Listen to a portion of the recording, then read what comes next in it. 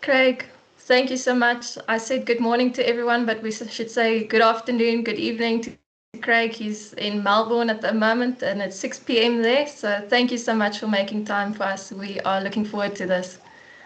And I'm handing over to you, Craig. Thank you.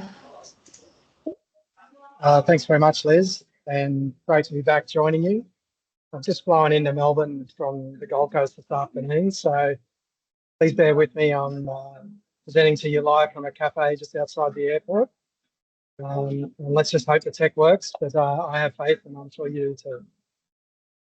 So it's wonderful to be back to join you again and bring you up to speed on how we've been going mapping your macadamia orchards in South Africa. Work's been going for a few years now, so a great opportunity to update you all on how far we've come and what we're doing next in our mapping program. So we're continuing to update this map after first publishing it back in a couple of years ago now. First map had 72,000 hectares of orchards across the country. We're now up over 80,000. But for anyone who hasn't seen the map before, I just want to emphasise the map is just macadamia orchards location and extent. It doesn't show any personal or commercial information, and that's because it doesn't need it. It's presented here on our right. The map is dynamic, so the bigger the circle, the more orchards at that location. We're presented at multiple scales to aid the visibility of the data. And once you zoom in to sort of farm level, you'll see the orchards delineated in these polygons. Now, we don't make any account of property boundaries, who owns what, or fence lines and things.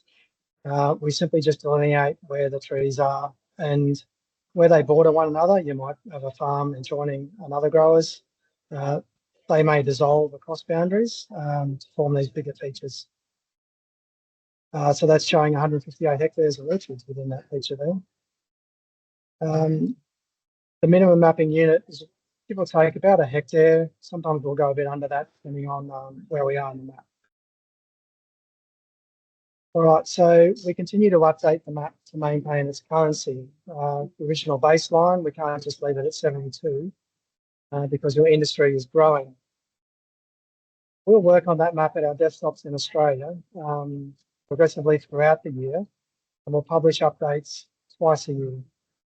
Our last published map was updated in July last year, so we're very much due to push out our next update, and I'll be discussing that soon.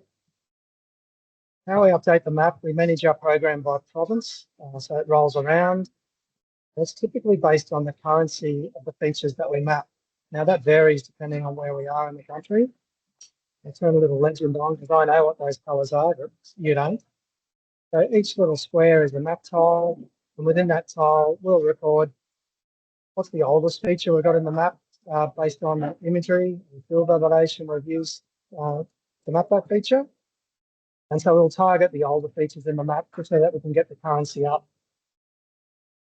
You see, I'm going to move your little window out of the way there.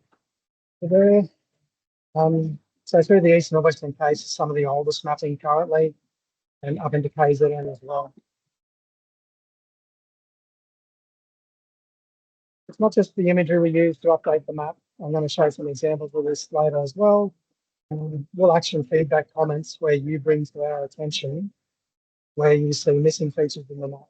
And that's very important. I'll illustrate that shortly. Okay, just want to remind you all of our mapping methodologies. So the core data set we use to build these mapping products is satellite imagery, and we're rolling through the landscape now. You can just see that variations in tree age, different crops, for instance, management practices, hedging and the like, greatly influence the appearance of those trees. But also I'm confident they're all tree crops, and some of them are tree plantations. Which crop is it? Is it a macadamia orchard, avocado, citrus, and the like? So to help us make those decisions, we use multiple sources of evidence to inform the map, and that includes ancillary information. So we'll get that from the internet, your industry yourselves, plus other data that Centre holds. We've got our core input, which is the imagery services, and they come from a variety of sources. Field validation, well, when we're over there, we've undertaken field work in the past, so we've got a lot of information forward already, and that goes into the map as well. And the other important one is our industry engagement or peer review. So all of those are interpreted in combination, mainly with the imagery, to draft your map, and then it's finally published twice a year, and I push that out across different dashboard applications, web feature services, things that probably don't make much sense to you. You take the time and effort to put it into a mechanism or an app that you can use. Let's look at some of those now. I'm going to touch on imagery and how we use that to update the map. So we're primarily using publicly accessible free high-resolution imagery, and that'll be Google Earth. So you'll be familiar with this already if you use Google Maps or Google Earth at your desktop. That's an amazing source of data. Complementary with that is our Esri base map, and this is the imagery you're looking at now. It's also the imagery that's available across all our web apps that we deliver. And we also complement that with Google Street View imagery. And increasingly, there's more and more of this data being made available. And I caught this observation just the other day. This was taken on the roadside, KZN somewhere. And you can see these newer trees, and it's clear in the street view imagery that we can ascertain that they are indeed Macadamias. They're in the map already. The other side of imagery, that's not apparent to you, or it might be actually when you're looking at your orchards, is the age of the data. So that varies depending on where you are in the world. And when that imagery is recycled and updated, that's where we can make a fresh assessment of the map and update it. Important for adding new plantings. If we spot a removed orchard, for instance, that can be taken out of the map. But having one more snapshot to look at also allows us to improve our mapping accuracy. And so we'll make corrections, and typically they're misclassification. And I've got an example of that to share shortly too. All right, so let's look at a new planting. So we're down in the Eastern Cape. It's a really good example of how the imagery's been updated between when we last updated the map. So we can see these features on the map already. They're in there, 7 hectares. But there's not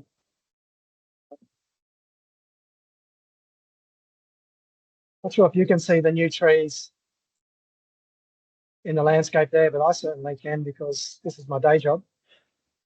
So based on this new imagery, we can digitize them in, and that's going to add about 43 hectares straight into your map. Another example, and we're going back to KZN now. This is amongst a lot of sugar country.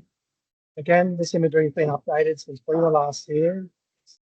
And here we can actually see trees in their rows in the ground, and I'm confident that they're macadamia trees. So they too will go into the map, and they'll be there in your next update.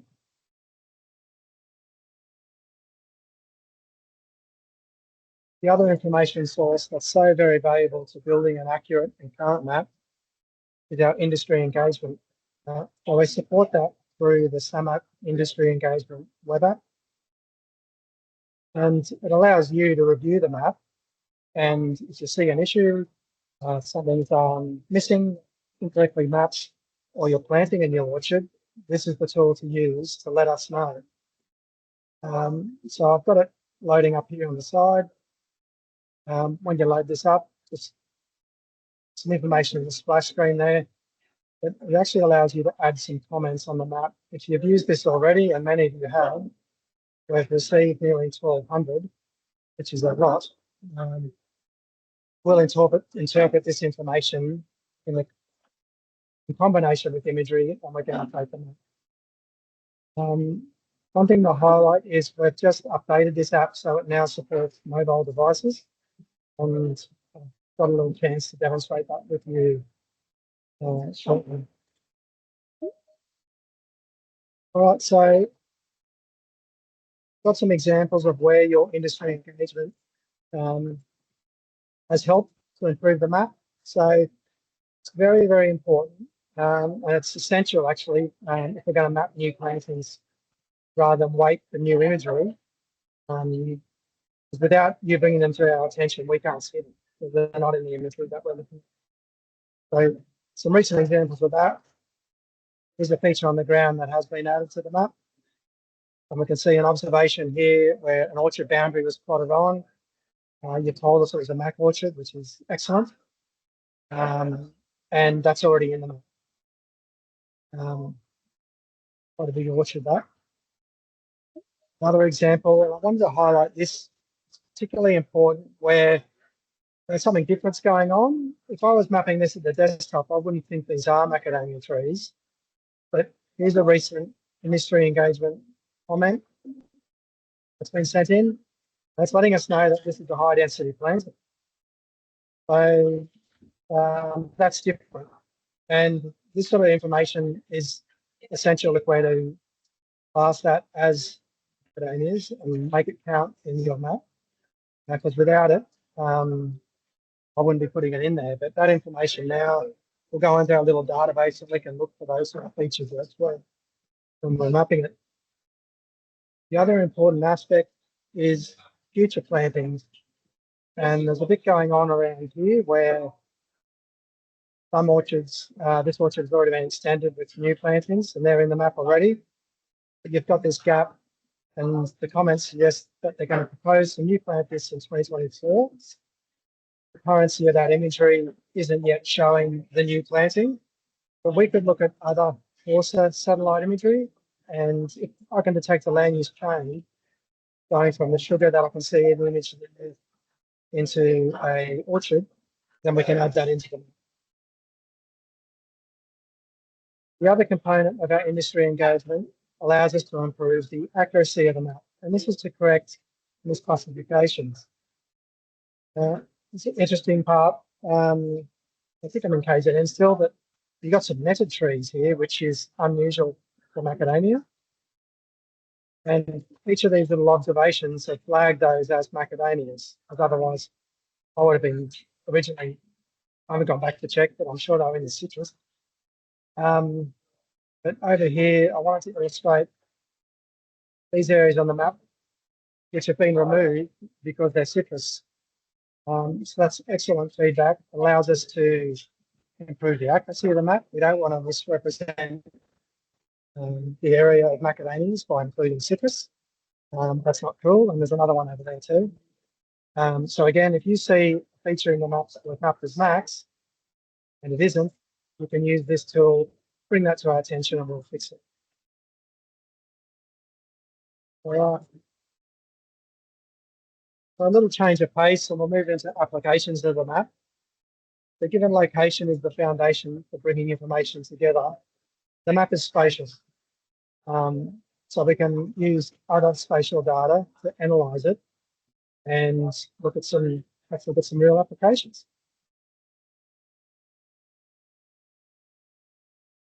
So this is available on the SAMAC website. I believe it's behind the members login area. And that's how it looks on your website when you access that through the SAMAC website. I've got it embedded here in my presentation. But the dashboard allows you to interact with the map, and summarize it. I've got it loaded up over here. You can zoom in and around. I'm going to click in the KZN province and excuse me, immediately return the total area of hectares within that province. I'll do the same in Mpumalanga. But more so than that, you can zoom into the lower part of KZN and it's interactive. So the amount of orchards in our map view is automatically summarised on the side there. And as I zoom in further, I fill them up with this little feature. I've got the 5 hectares. So it's very responsive, allows you to move around and just see where all the orchards are.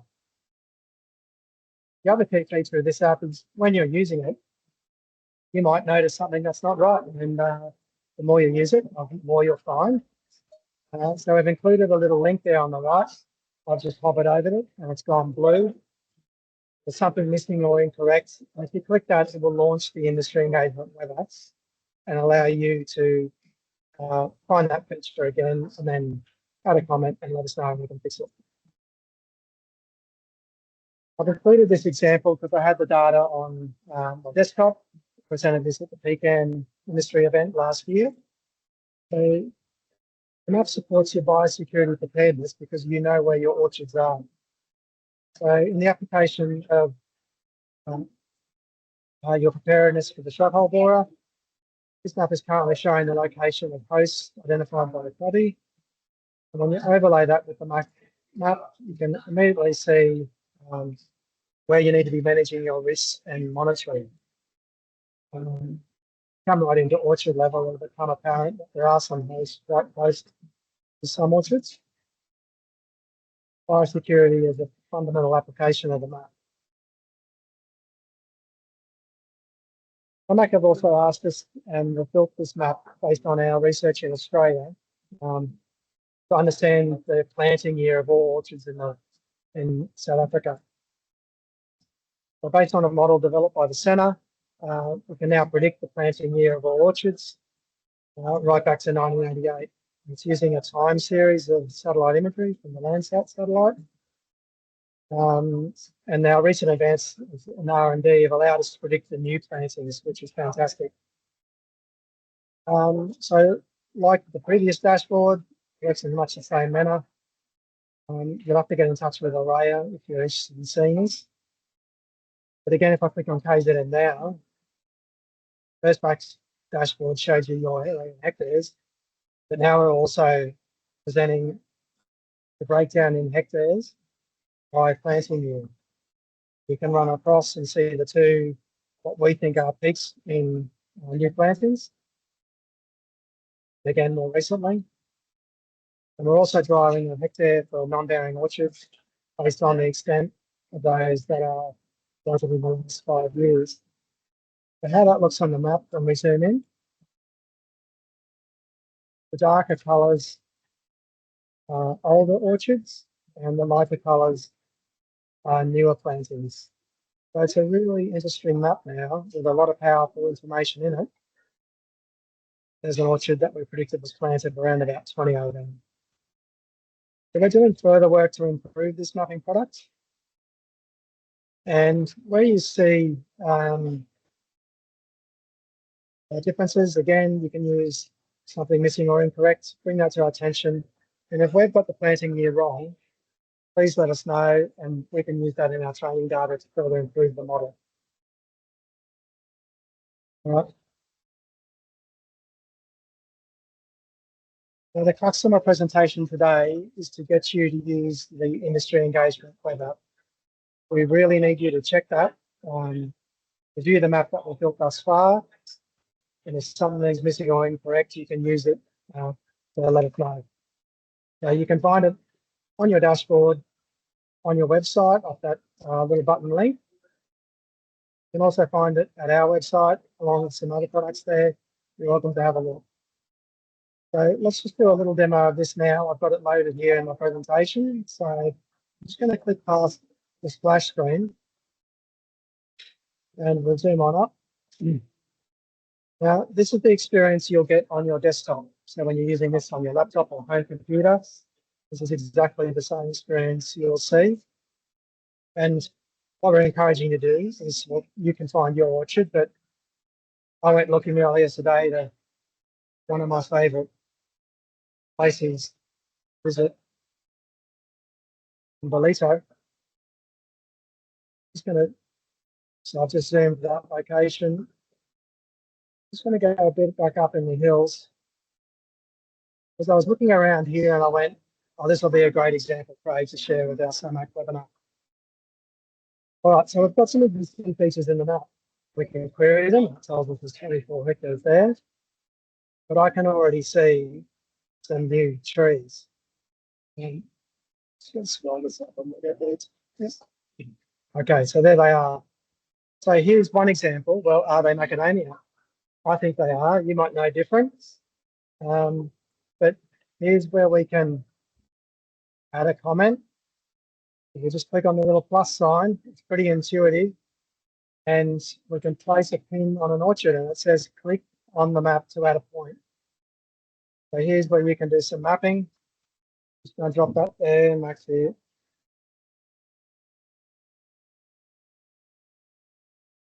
So that one's going in now. Back arrow. I could have added more. What I also want to do is illustrate how to define a boundary.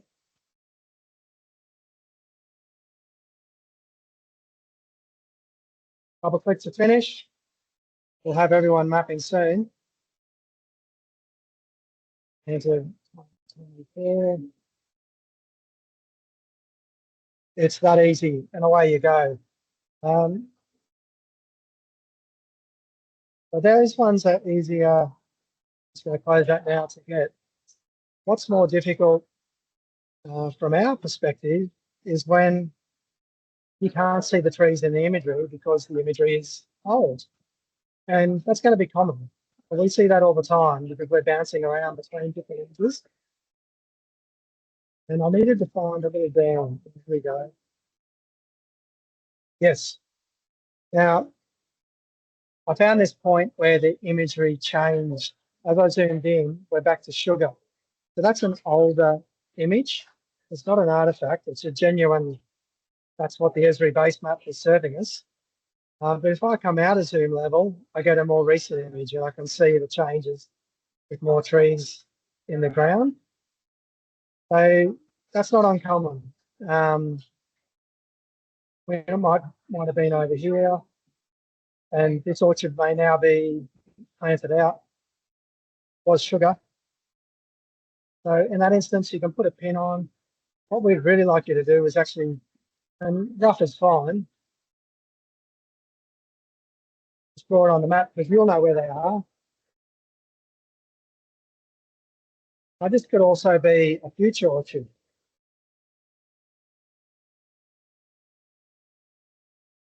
And that's great information as well, because once you've let us know, it sits in the map, it hasn't gone anywhere, you can see what you've just created.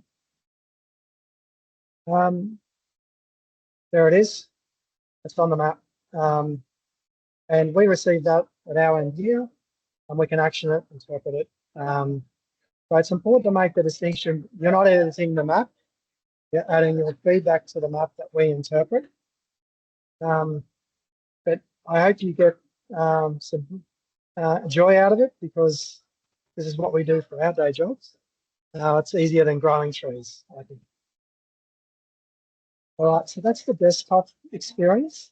So it's nice and easy when you're on a laptop, you can pan around. But I appreciate you're all there with your devices in your pocket, so it's not the only one you can use. So if you open this app on your mobile device and you can scan that QR code now, it'll open in a browser on your phone or tablet. And we've purposely built it with a different experience, because you can't map like I just was on your phone with your fingers. It's too hard. So the map is device responsive. When you open on your desktop, you'll get the experience I just shared with you. When you open on your phone, well, you're going to get a different experience. It looks much like this. So I've got some little screenshots that I took this morning off my device. It's not difficult to do. You can get this done in 2 or 3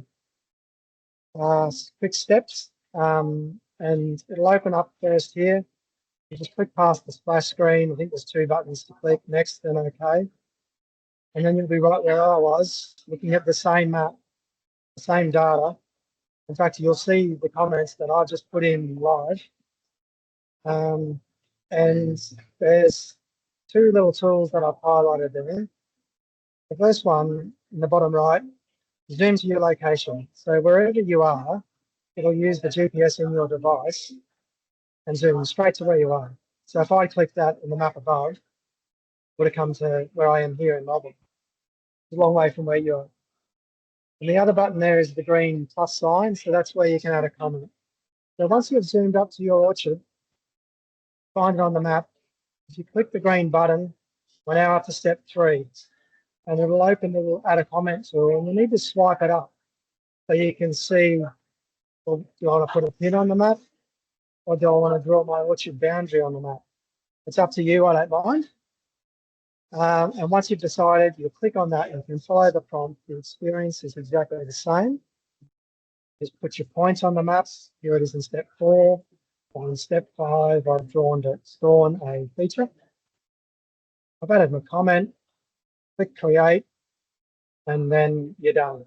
And that is, it's the feedback us in your industry really want, and it allows us to make the most current map we can so that your industry has the most accurate data to support you with the decisions they're making.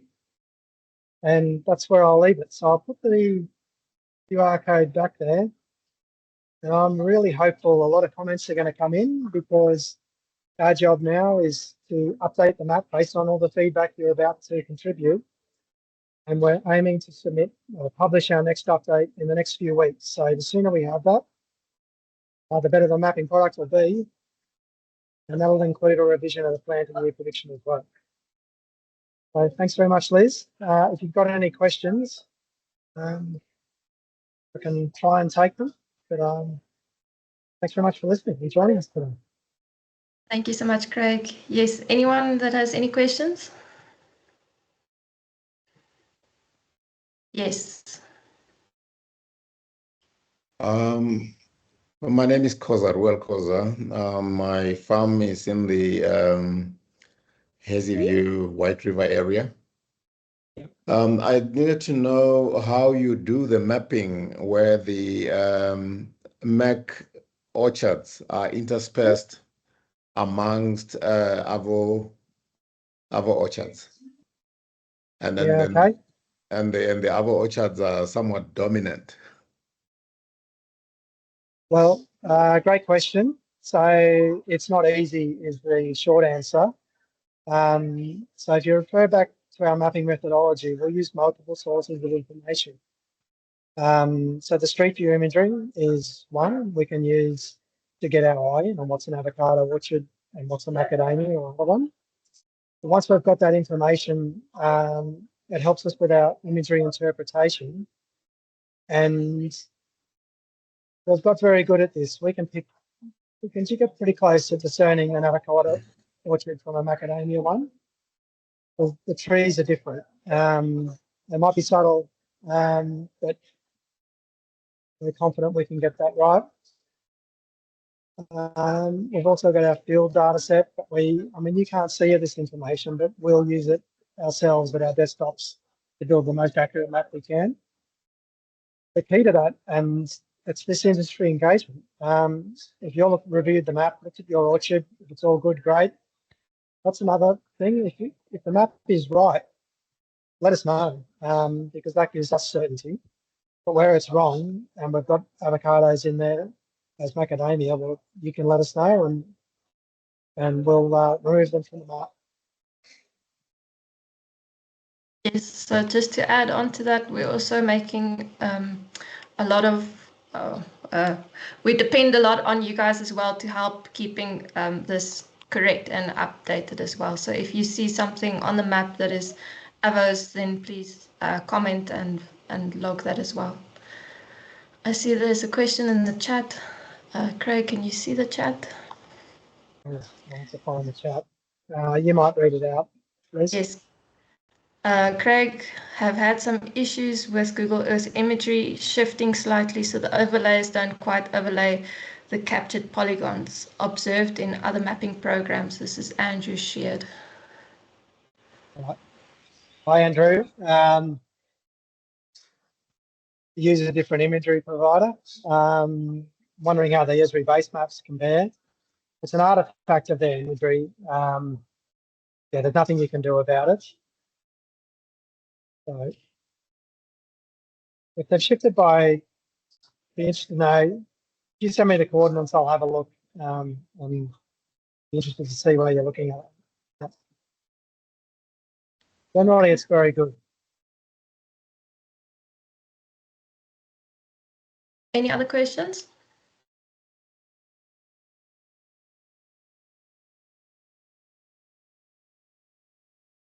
I'll take that as a no. So thank you so much, Craig. We appreciate your time. You must enjoy the cricket. I will.